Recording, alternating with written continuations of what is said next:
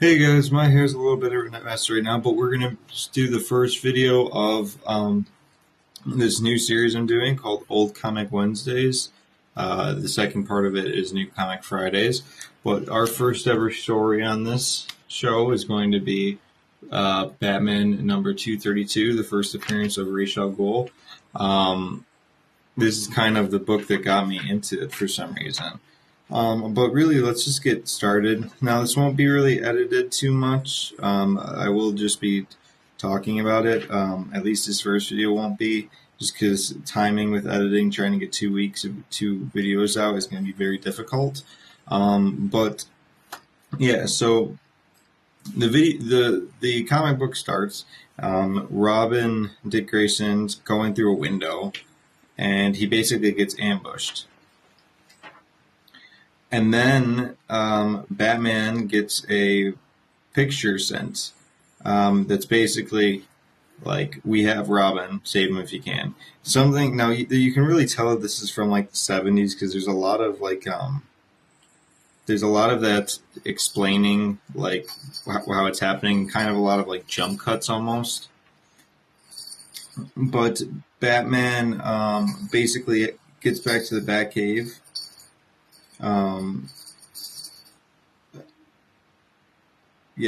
Batman gets back to the Batcave. And this is something that's weird because all of a sudden there's a man that's in the cave. That man reveals himself as Ra's al Ghul. First time we ever see him. He already knows Batman's identity and everything. Him and his like second in charge or whatever, named Ubu, I believe it is. Ubu. Basically say that their daughter Talia. Now, this isn't the first appearance of Talia because Talia was in Detective Comics 411 from a couple months prior, I believe, because this came out in I honestly don't know when this came out because it doesn't say. Now that I just have a facsimile edition of it. But I'm going to get like a little paperback thing that has like the entire story arc that I'm going to read because this was actually kind of good. This is kind of the first story I've sat down myself and read from Denny O'Neil, and I like his stuff a lot. But I have and Neil Adams' art is amazing as always. Like when you think of Batman, usually that's what pops in your head. Like look at this art. Like just look at Batman sitting there sulking in the Batwing. But basically, Batman looks at the photo and and it says, for the better part of an hour, the world's greatest detective bends to his task, and then he makes a small discovery where he finds unmistakable bits of a certain herb once used in ceremonies of a cult of killers called the Brotherhood of the Demon. Now, if you know anything about Ra's al Ghul, you know why that is interesting. Well, we will get to that. So then Batman goes to leave, and Ubu pushes him aside, and he's like, Ra's al Ghul leaves first, basically. And then we get a little. Then they go onto the plane to go to this mountain, Mount. Where does it say?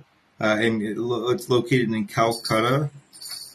So they go to India, and then Batman's kind of sitting there sulking because Ra's al Ghul asks him if he has any feelings or anything about like about the whole situation with losing his ward and stuff. Batman shows no signs of agitation or anything.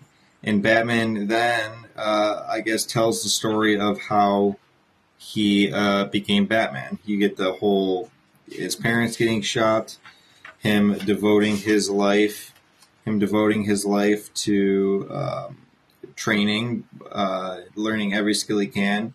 And the Bat comes crashing through his window, and he is like, "It's an omen. I shall become a bat."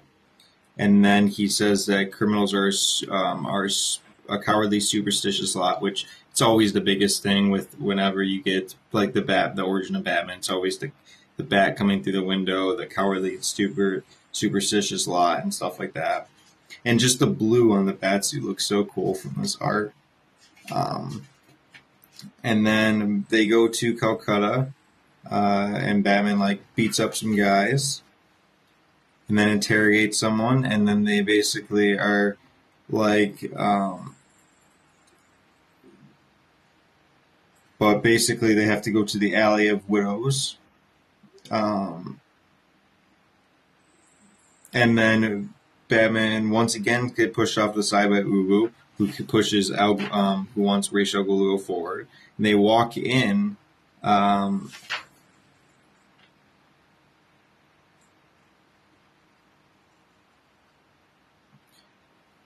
And then they walk in. Batman goes in first this time. And then a leopard attacks him. And he like takes down, it says snap. I don't know if he snaps his neck or if he just breaks its like arm or something. But then they find this map that has like long fingernails traced with a route on it. And so then they have to go to the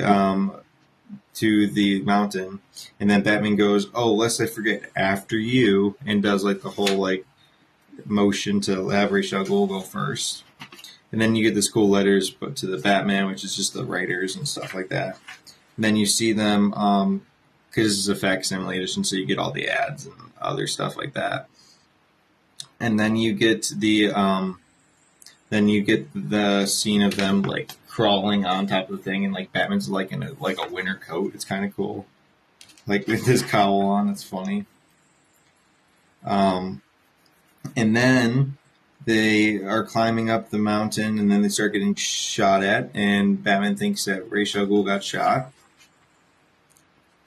But then Batman basically takes out a bunch of guys. He finds Robin, and basically then after he releases Robin, he's basically talks about how he's known the entire time who's taken Robin, and it's revealed that Ra's al Ghul and Ubu were the people behind it, because every time there was danger, they kept having them go first and stuff, and yeah, and then except when they were in danger. And then he said, conclusion, Ubu knew the leopard was waiting. The map was the clincher. I told a little white lie because there was no fingernail scratch on the chart, yet Ubu and Al Ghul took me to this mountain, this of the 13 Himalayas, because it's one of the Himalayas mountains that they go to. And so he just starts punching a bunch of guys and stuff with Robin. And then Ubu takes off the mask and gets the mask punched off of him, and Batman just beats the hell out of him. And then Ra's al Ghul and Talia al Ghul appear, because Ra's al Ghul didn't actually get shot. And then Batman's like, I don't understand this game. Like, what?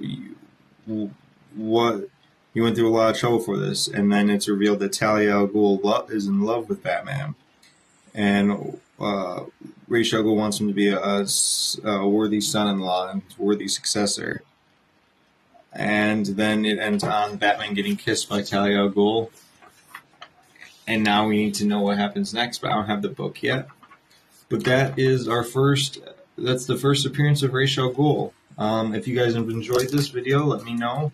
If you guys are happy about me posting more, let me know. And without further ado, guys, make sure to like, subscribe, and I'll see you guys in another chaotic video. Bye!